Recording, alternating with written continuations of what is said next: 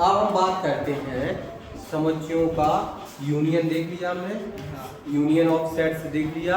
अब देखो सबनेस्ट of sets यानी इंटरसेक्शन ऑफ सेट्स, उप समुच्चयों का इंटरसेक्शन, उप समुच्चयों का सर्वनेस्ट क्या होता है? उप समुच्चयों का सर्वनेस्ट, इसको बोलते हैं इंटरसेक्शन ऑफ सेट्स। ठीक है, क्या बोलते हैं? Intersection of sets. आप देखो इसको क्या, कैसे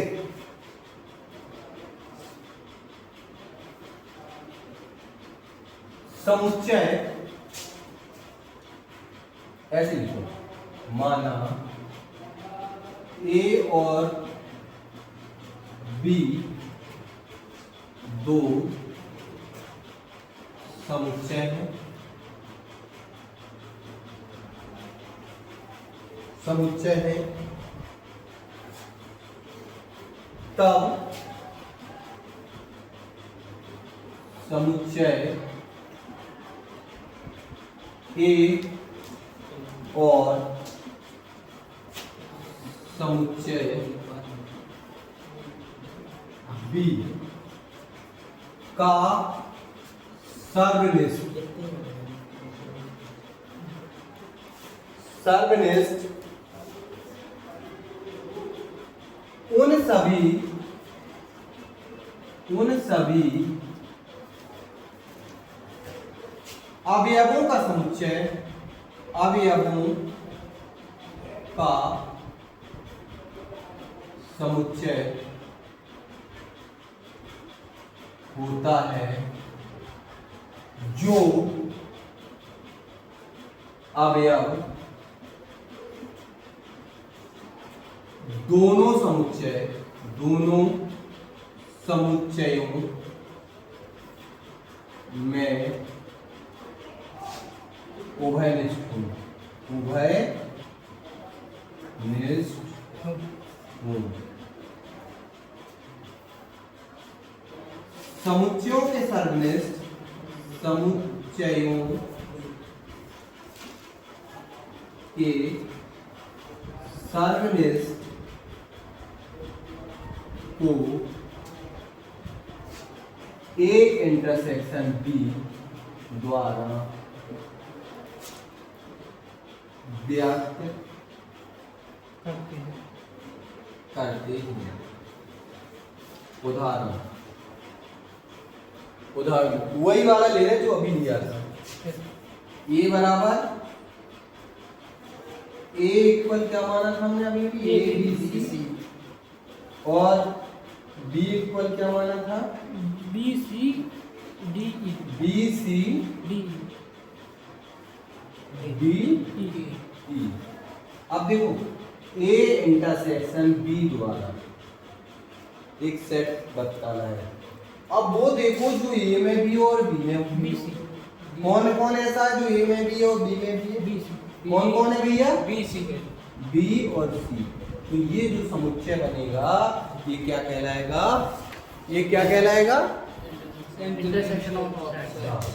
तो जब भी दो या दो से अधिक समुच्चयों का हमें क्या सर्वनिष्ठ अर्थात इंटरसेक्शन निकालना हो तो सबसे पहले तो हम क्या होते हैं? सर्वनिष्ठ दो समुच्चयों के सर्वनिष्ठ क्या होते हैं? दोनों के अवयव, ऐसे अवयव, दोनों के ऐसे अवयव जो दोनों सेटों में होते हैं, पहले में भी हो और दूसरे में भी हो, पहले में भी हो और दूसरे में भी हो। इसको हम वेन डायग्राम से भी देख लेते हैं, ध्यान से देखना, वेन डायग्राम से भी देख लेते हैं। यू हमने कहा ना समुच्चयों की प्रॉब्लम्स को सॉल्व करने के लिए वेन डायग्राम यानी वेन आरेख बड़ा अच्छा तरीका है ना? इससे बड़ा अच्छे से समझ में आता है। देखना ध्यान से, हमने कहा ये सेट ये है, ठीक है, और ये सेट आपका बी है। अच्छा बेटा, इसमें ये वाला भाग देखो, दो ये वाला देखो, अगर हम इसको बंद कर दें, इसको छुपा लें, इस वाले को, तो ये वाला ठीक है, और इसको इस वाले को हम छुपा लें, ध्यान से देखना, इस वाले हिस्से को छुपा लें, तो ये वाला, समझ गए ना? तो ये दोनों भाग एक ही है। अब ये वाला हिस्सा कैसा होगा? ये वाला हिस्सा कैसा होगा? दोनों में होगा। देखो, इस तरफ के सर्किल में भी है और उस तरफ के सर्किल में भी है, मतलब ये दोनों के सेट ए में भी है और सेट बी में भी है। जब ए और बी ये दोनों में है तो इसका अर्थ क्या हुआ? इसका अर्थ क्या हुआ? यही है वो, क्या है? ये वाला हिस्सा जो इसमें छायांकित पार्ट है, इसी को क्या कहते हैं? A intersection B. क्या कहते हैं? A intersection B. ये वाला कौन सा भाग होता है? A intersection B. अब देखना, जैसे हमने ये उदाहरण लिया, तो इस उदाहरण के लिए भी देख लो, ये वाला जो उदाहरण लिया इसको भी देख लो। ये सेट है आपका ए, ये सेट है आपका बी, है ना? A B. ए में क्या क्या है भैया? इधर बाहर लिख दिए गए, है ना? ए में क्या क्या है आपको पता है? ए बी सी, ऐसा है कि बी में भी है ना? तो बी और ई। अब देखो इसका आंसर क्या आएगा? जो दोनों में हो, जो ए में भी हो और बी में भी हो।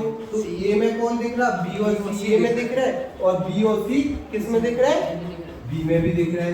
मींस देखो ये वाला हिस्सा मतलब ए इंटरसेक्शन बी बराबर बी एंड सी। क्या है? B and C. A intersection B बराबर क्या है? B and C. देखो यूनियन में क्या है? यूनियन में दोनों में, याद रखना, यूनियन में क्या है? दोनों चीजें आएंगी। यूनियन में क्या क्या आएगा? दोनों, जो ए में भी है, जो बी में भी है, लेकिन रिपीट नहीं करना है। यानी दोनों चीजें आएंगी, ए के सभी अवयव आएंगे, बी के सभी अवयव आएंगे, लेकिन जो रिपीट होंगे उनको एक बार लिखेंगे। तो वो क्या हो गया? मतलब दो सेटों का संघ, यानी यूनियन ऑफ सेट्स। और इंटरसेक्शन में क्या है? दोनों सेट का वो अवयव आएंगे जो ए में भी हो और बी में भी हो, जो उभयनिष्ठ हो, यानी कॉमन अवयव हो, सिर्फ उनको लिखना है। तो संघ में सभी लिखना है और इसमें क्या लिखना है? कॉमन लिखना है। क्लियर बात? इसमें क्या लिखना है? जो दोनों में उभयनिष्ठ हो उनको लिखना है, और यूनियन में क्या लिखना है? क्लियर होगी ना? ओके, तो समझ आ गया? ठीक है।